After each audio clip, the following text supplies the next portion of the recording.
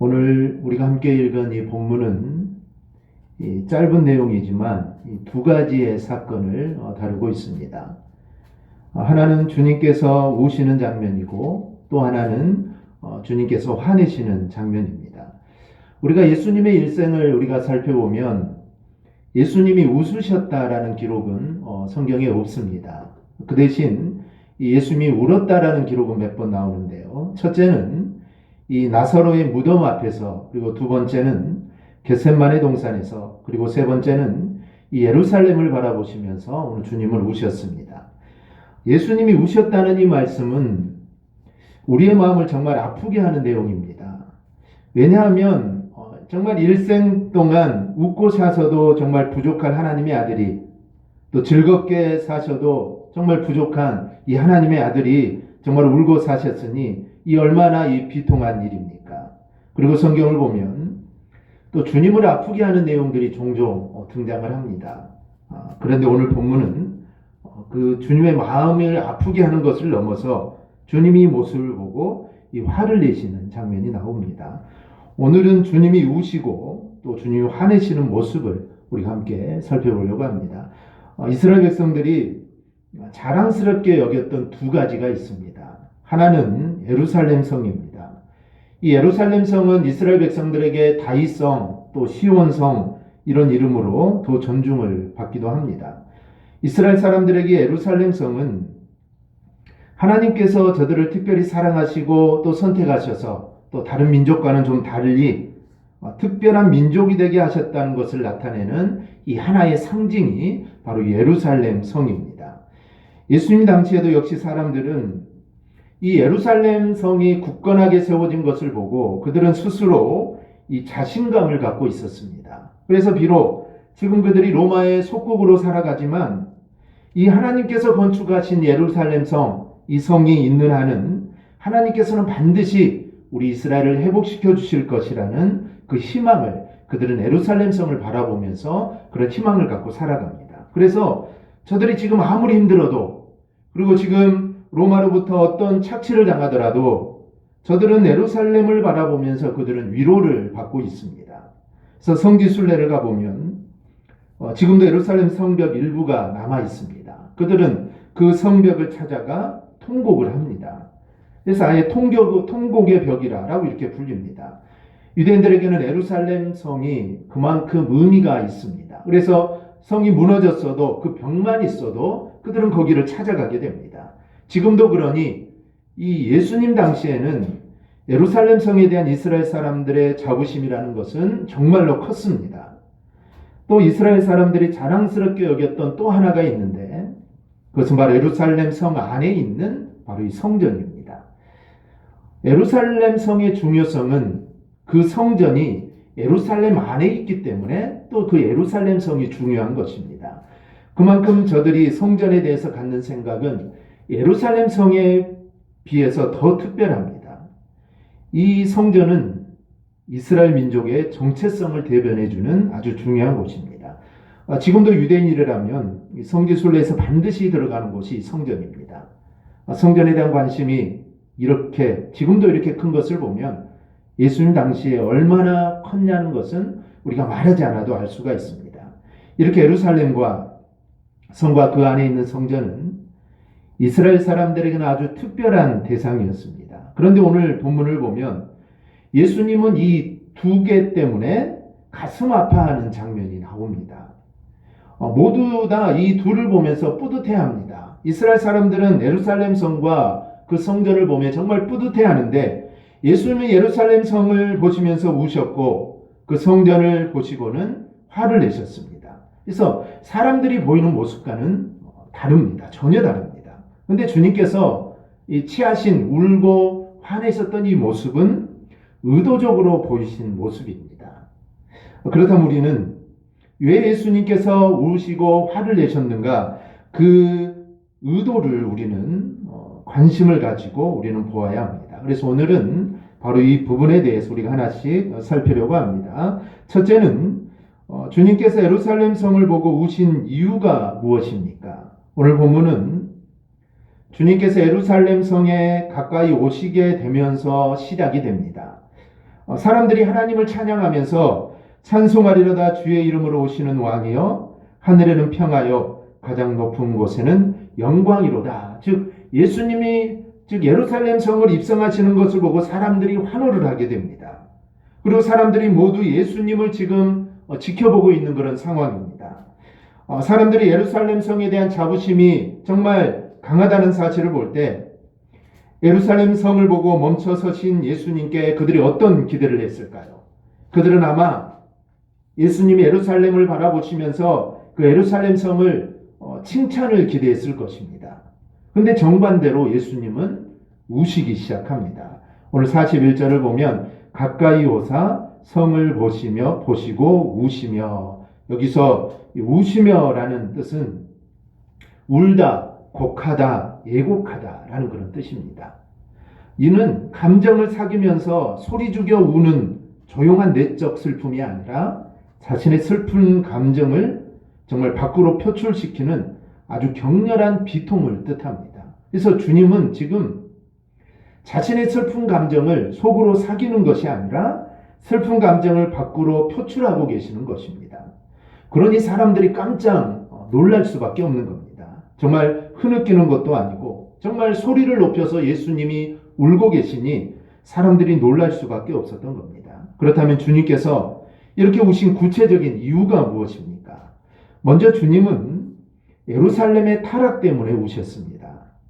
예루살렘은 이스라엘 공동체의 중심입니다.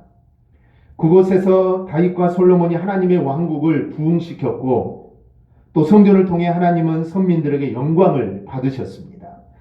그런데 이런 예루살렘이 유대 종교자들의 타락으로 인해 강도에 굴혈려 더럽혀졌으니 오늘 주님은 의분의 눈물을 지금 흘리고 계신 겁니다. 또 하나는 이스라엘 백성들이 자신이 메시아임을 알아보지 못하고 십자가의 죽음에 내몰린 유대인들의 그 무지를 지금 슬퍼하는 것입니다. 즉 예수님은 그들을 구원하기 위해서 이 땅에 구세주로 오셨는데 이스라엘 사람들은 그걸 전혀 알아보지 못합니다. 그리고 예수님을 십자가에 못 박아 버렸습니다. 그러니 예수님이 얼마나 슬프겠습니까? 자신을 알아보지 못한 그들의 모습을 보면서 오늘 주님은 우시는 겁니다. 예수님을 메시아로 인정하면 영생과 평화와 안식을 얻게 되고 메시아 왕국을 이루게 될 건데 그 축복에 무지했기에 주님은 크게 슬퍼하시는 겁니다. 또 하나는 예루살렘 성에 닥칠 장래의 비극 때문에 오늘 주님은 우십니다. 이 부분이 오늘 본문에 나오는 말씀입니다. 주님은 장차 대적들이 예루살렘을 포위하고 유대인들을 살육할 것을 예고하셨습니다. 그 예고대로 주 70년경에 유대인들이 로마의 반란 전쟁을 일으킵니다. 즉 독립을 위한 전쟁을 일으키게 되죠. 그 결과 로마 군대가 이 반란을 진압하기 위해서 군대를 보내게 됩니다. 그래서 그 군대가 와서 이 반란을 진압한다는 목적으로 수백만 명의 이스라엘 백성을 살육하게 되고 예루살렘은 초토화되게 됩니다. 유대 역사가 요세푸스에 의하면 예루살렘 성은 흔적도 없이 사라지고 사람들이 쟁기질을 하여 농사를 지을 정도였다라고 말을 합니다. 성이 완전 초토화되어서 농사를 지을 수 있는 그런 땅이 되어버렸다는 것입니다. 이 사건으로 인해 이제 유대인들은 천년 동안 나라 없이 떠도는 유랑 민족이 되게 됩니다. 바로 이 내용이 오늘 43절, 44절입니다. 날이 이를지라 내 원수들이 토둔을 쌓고 너를 둘러 사면으로 가두고 또 너와 및 그 가운데 있는 내 자식들을 땅에 메어치며 돌 하나도 돌 위에 남기지 아니하리니. 여기 보면 이 토둔이라는 단어가 나옵니다. 이 토둔은 이 성을 공략하기 위해서 흙을 높이 쌓아 올리는 것을 말합니다. 성이 높으니까 그 성보다 더 높이 쌓아서 성 안을 공격하고 결국 성 안으로 들어가는 전술입니다. 그런데 토둔을 쌓아 사면으로 가두었다 이렇게 말하는 것을 보면 아주 공격을 심하게 받았다라는 의미입니다. 그런데 예루살렘 성이 이런 공격을 받는다는 것은 이거는 이스라엘 사람들에게서는 이거는 상상도 할 수 없는 일입니다. 어떻게 예루살렘, 즉 하나님이 보호하신 예루살렘 성이 어떻게 이방 사람들에게 공격을 당합니까? 이거는 그들이 상상할 수 없는 일입니다. 그런데 주님은 아예 예루살렘 성이 공격당하는 것이 아니라 그 성이 완전히 무너질 거다라고 말씀을 합니다. 그것도 돌 하나 돌 위에 남기지 않을 것이다 말씀을 하시니 이거는 완전히 파괴된다는 의미입니다. 이거는 상상도 할 수 없는 일이기 때문에 이들은 이 예수님의 말씀을 듣고 그들은 충격을 받게 됩니다. 사람들은 예루살렘 성을 바라보면서 찬양하고 그리고 찬양을 들으면서 자신들이 자부심을 느낍니다. 그러면서도 비록 지금 우리가 로마의 속국이라는 암울한 시대를 보내고 있지만 이 예루살렘 성을 바라보며 그들은 희망을 갖고 살아갑니다. 그런데 예수님께서는 단도직입적으로 성이 무너진다. 그리고 돌 위에 돌 하나 남지 않을 것이다. 그러니 사람들이 도대체 이분이 지금 무슨 말씀을 하고 있는 것인가? 그들은 그런 생각을 했을 겁니다. 그렇다면 모두들 예루살렘 성을 찬양하기에 바쁜데 왜 주님은 그렇게 저주와 같은 말씀을 하셨을까요? 그것은 우리가 앞에서 살펴봤듯이 예루살렘이 그렇게 될 것을 아셨기 때문입니다. 앞에서 언급한 대로 서기 70년에 예루살렘 지역에 있는 봉기를 진압하기 위해 로마 황제는 디도 장군을 보내게 됩니다. 이 디도 장군에 의해 예루살렘은 점령이 되고 맙니다. 그리고 디도 장군은 내가 이 성벽을 허물었다. 내가 이 예루살렘 성을 정복했다는 증거로 예루살렘 성벽을 허물어 버립니다. 돌 하나 돌 위에 남지 않았다는 말씀이 이 디도 장군에 의해 그대로 이루어집니다. 주님은 이스라엘 사람들이 예루살렘 성에 대해서 대단한 자부심을 갖고 있지만 결국 예루살렘 성이 이렇게 무너질 것을 주님은 아셨습니다. 그래서 주님은 우신 겁니다. 그런데 주님은 다만 그것 때문에 우셨을까요? 성이 무너졌다. 성이 무너질 것이다. 그것 때문에 우셨을까요? 아닙니다. 다른 이유가 있습니다. 성이 무너지는 것, 성이 무너지기도 하고 또 성이 다시 세워지기도 하고 이것은 그럴 수도 있습니다. 그런데 주님이 진짜 우셨던 이유는 따로 있습니다. 그것이 바로 42절인데요. 이르시되 너도 오늘 평화에 관한 일을 알았더라면 좋을 뻔하였거니와 지금 내 눈 속에 내 눈에 숨겨졌도다. 이 평화에 관한 일을 예루살렘이 모르고 있기 때문입니다. 이 평화는 이스라엘 사람들에게는 인사입니다. 즉 만나면 하는 말이 이 평화, 샬롬이라는 말입니다. 그런데 이 샬롬은 특별한 의미가 있습니다. 그냥 우리가 만나서 안녕하세요, 식사하셨어요, 잘 지내셨어요, 그런 인사가 아닙니다. 이 샬롬이라는 것은 하나님과의 관계를 의미하는 단어입니다. 그렇기 때문에 하나님과의 관계가 올바르게 이어지지 않으면 이건 평화는 없는 겁니다. 즉 내가 아무리 평화롭게 살고 내가 정말 아무리 자유롭게 살고 그런다 할지라도 하나님과의 관계가 성립되지 않으면 이 사람은 샬롬이 아닌 것입니다. 주님이 예루살렘이 성이 평화를 모른다라고 하시는 것은 단지 안녕하지 못하다, 잘 지내지 못하다 이런 의미가 아닙니다. 예루살렘 성이 하나님과의 관계가 올바르지 않기 때문에 평화를 모르고 있다라고 말씀을 하는 겁니다. 이 예루살렘 성이란 결국 이스라엘을 말하는 겁니다.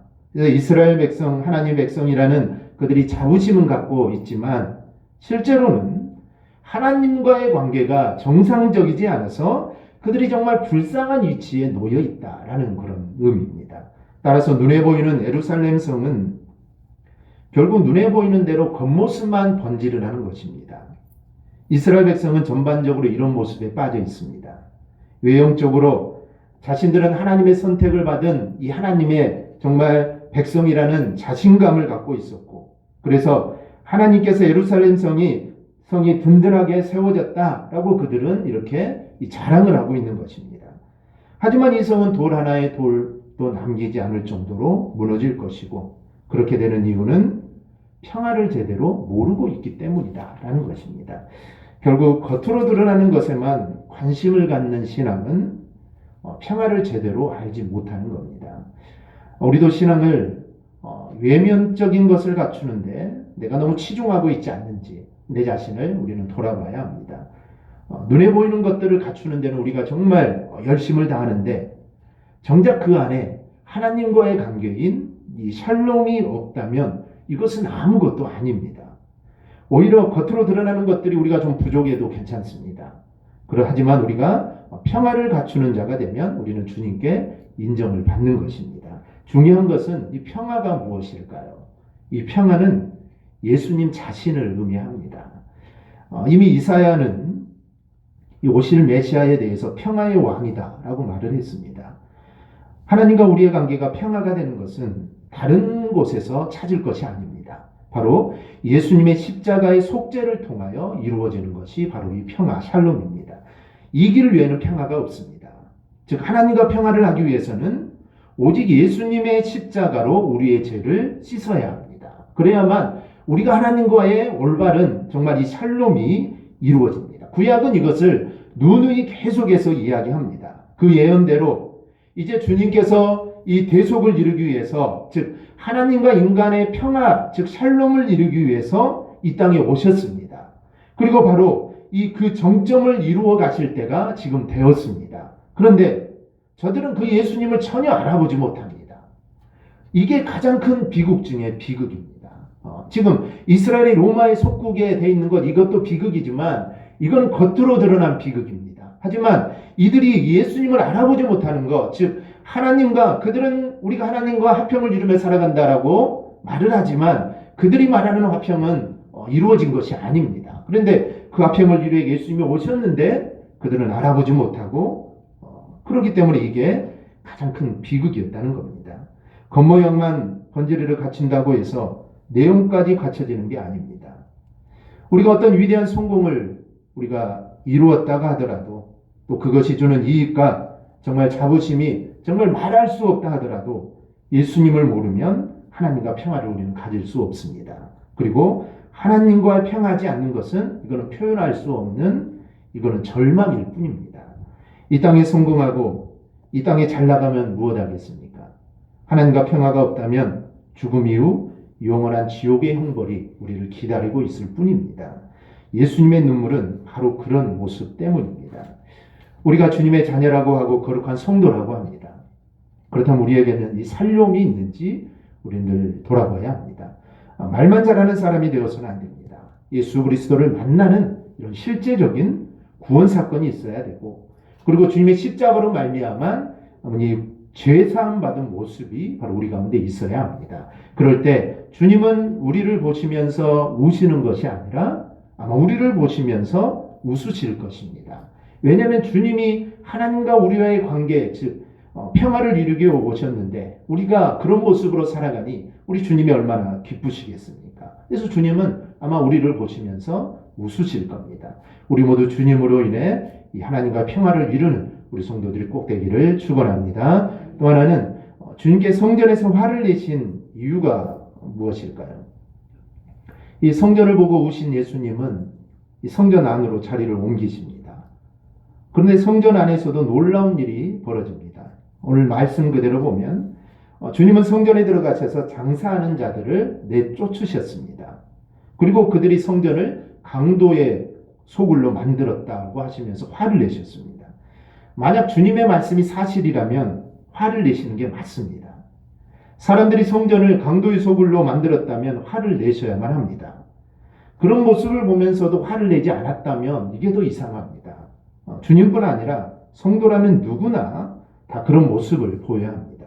그렇다면 당시 성전의 모습이 정말로 예수님이 말하는 대로 강도의 소굴로 변해 있었는지를 우리가 살펴봐야 합니다. 당시 성전에는 이 장사하는 자들이 있었습니다. 그렇다고 이들이 시장처럼 물건을 가져다 놓고 물건을 파는 건 아닙니다. 제사에 쓸 재물을 먼 곳에서 가져오는 것은 이건 쉽지 않습니다. 설령 내가 재물을 잘 끌고 먼 길, 일주일이 될 수도 있고 한 달이 될 수 있겠죠. 내가 잘 가지고 왔는데 오는 길에 상처가 나면 그 재물은 쓸 수가 없습니다. 그래서 성전 안에 재물을 준비해 파는 자들이 생겨나게 됩니다. 재물을 온전한 형체로 보관하다가 제사들이 사람에게 팔면 여러모로 편리했던 것입니다. 제사를 드릴 사람도 번거로이 재물을 마련하는 데 신경 쓰지 않아도 됩니다. 양, 소, 비둘기 등 형편과 제사에 맞는 재물들이 성전에서 거래되었기 때문에 돈만 준비하고 있으면 얼마든지 재물을 살 수 있습니다. 그리고 이스라엘 사람들은 성전세를 바칩니다. 이 성전세로 이제 성전을 수리하거나 이러는데 성전세는 반드시 이스라엘 화폐로만 드려야 합니다. 이방인의 돈으로 드릴 수 없습니다. 당시 통용되는 데나리오는 로마의 화폐입니다. 로마의 속국이기 때문에 그들이 사용하는, 즉 평상시 일상생활에서 쓰는 이 돈의 화폐는 데나리온입니다. 그런데 성전세를 내기 위해서는 이 환전을 해야 합니다. 그래서 환전상들도 성전에 있었던 겁니다. 역시 성전세를 내야 하는 사람들에게는 편리함이 주어진 겁니다. 이렇게 성전 안에는 재물을 파는 사람, 환전을 하는 사람들이 있었습니다. 그만큼 이들은 이스라엘 사람들에게 편리함을 제공해주는 역할을 합니다. 제사를 드리거나 성전세를 내야 하는 이스라엘 이 백성들의 입장에서 보면 만약 성전에 이들이 없다면 이 자신들이 다 준비를 해야 됩니다. 지금도 이 환전하는 것, 여행을 가게 될 때 환전을 해야 되는데 환전하는 일은 쉬운 일이 아닙니다. 그것도 이제 나라가 망해가지고 자신들의 나라에 화폐가 없는 상황입니다. 그런데 자신들의 나라의 화폐를 구한다는 것, 이거는 결코 쉬운 일이 아닙니다. 제물로 드릴 짐승도 마찬가지죠. 근데 그것을 성전에 와서 쉽게 할 수 있다는 것은 이거 매우 필요한 것입니다. 그런데 그런 자들에게 주님이 화를 냅니다. 그래서 어떤 사람들이 야, 주님 너무하시는 것 아니냐, 주님 정말 너무하십니다, 이렇게 말할 수도 있습니다. 여러분, 우리는 이 편리만을 추구해 나가다가 걸리는 덫이 있다는 것을 우리는 알아야 합니다. 같은 일이라면 당연히 쉬운 방법으로 하는 것이 이게 지혜로운 것입니다. 그런데 우리가 정말 편리함만을 우리가 따라가다 보면 결국 자신의 발목을 잡는 일이 된다라는 것입니다. 요즘 휴대폰 전화번호 외우는 사람 거의 없죠. 자기 번호도 모르는 사람 혹시 있을지도 모릅니다. 부인, 남편, 아들 번호 모르는 사람 많습니다. 핸드폰에 다 저장되어 있기 때문에 이름만 치면 번호가 나오기 때문에 뭐 기억할 필요가 없죠. 이제 핸드폰 잃어버리면 큰일이 나는 거죠. 기억이 안 납니다. 마찬가지입니다. 쉬운 방법들 계속 추구하다 보면 그것이 언젠가는 내 발목을 잡아버리는 일들이 생기게 됩니다.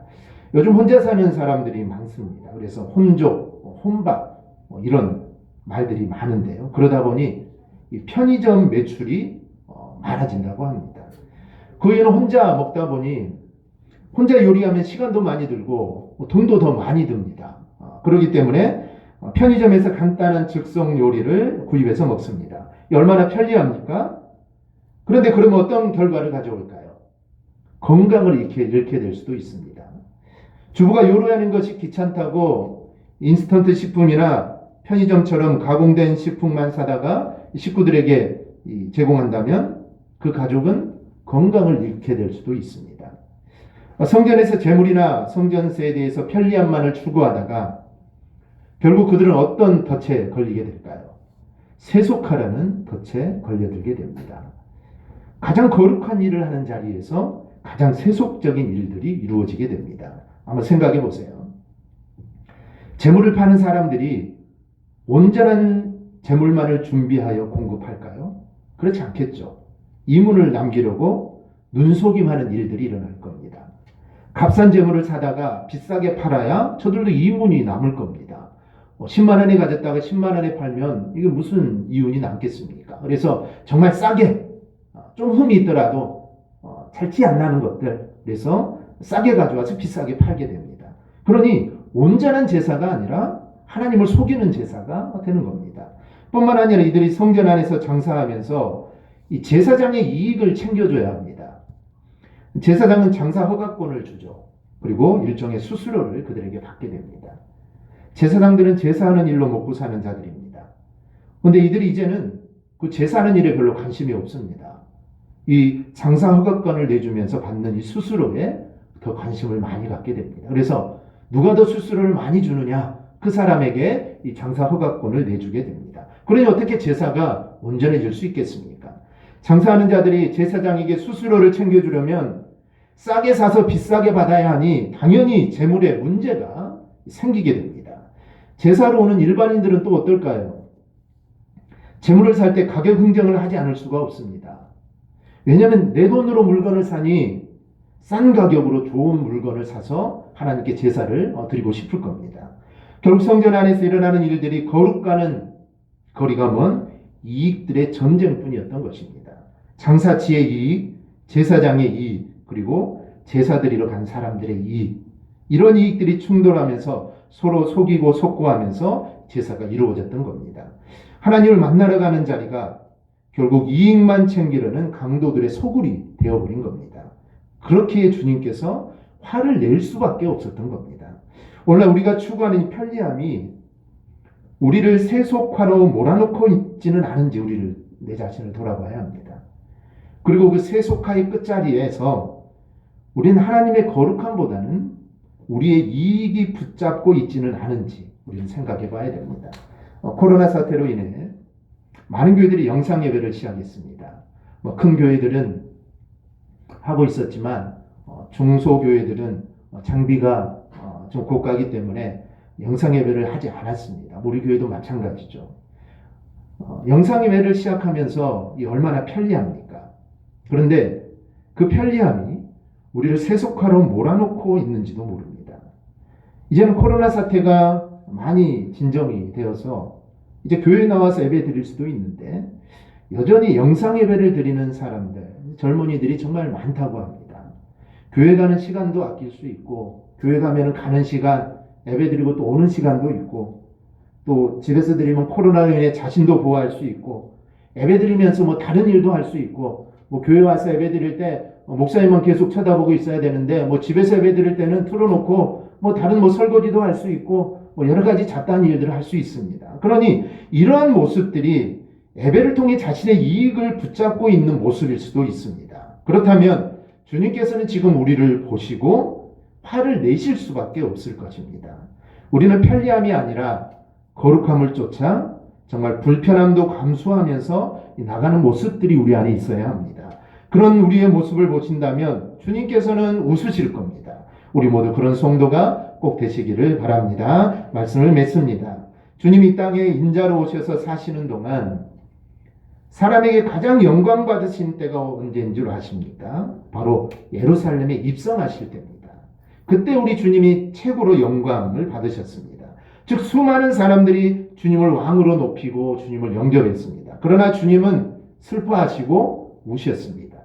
그리고 성전이 재구시를 하지 못하자 화를 내셨습니다. 주님이 예루살렘 성전을 바라보고 우시고 화를 내셨지만 그 대상은 바로 저와 여러분이 될 수 있음을 우리는 절대로 잊어서는 안 됩니다. 그러므로 우리는 주님을 슬프게 하거나 또 화나시게 해서는 안 됩니다. 우리가 믿음 안에서 정말 믿음 생활을 잘해서 그리고 하나님이 기뻐하시고 또 하나님 원하시는 삶을 살아서 우리가 주님을 늘 기쁘게 해드리고 또 주님이 나를 보시고 정말 흐뭇해 하시고 정말 주님이 성경에는 주님이 웃으셨다라는 말씀은 없지만 정말 나의 모습을 보고 또 대강교회의 모습을 보고 정말 주님이 웃으실 수 있는 그러한 삶을 살아가는 우리 신앙인이 꼭 될 수 있기를 주님의 이름으로 축원합니다. 아멘. 기도하겠습니다.